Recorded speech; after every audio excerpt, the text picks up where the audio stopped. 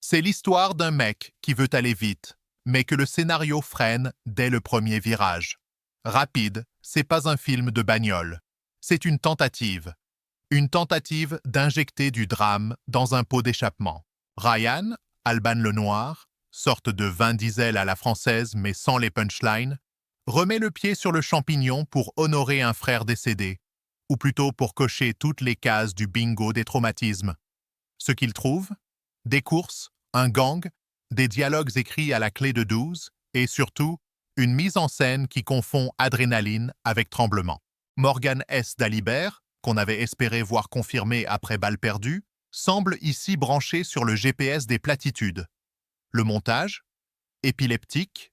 Les courses? Trop courtes. Les enjeux? Expédiés comme un contrôle technique.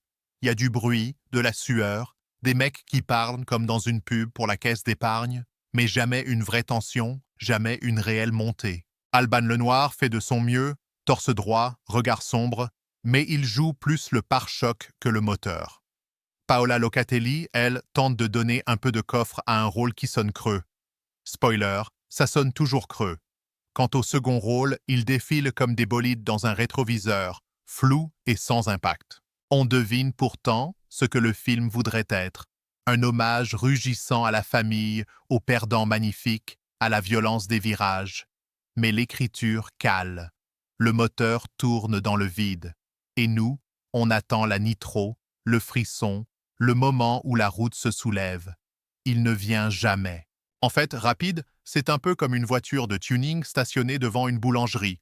Ça fait du bruit, ça attire le regard, mais personne ne sait vraiment où elle va.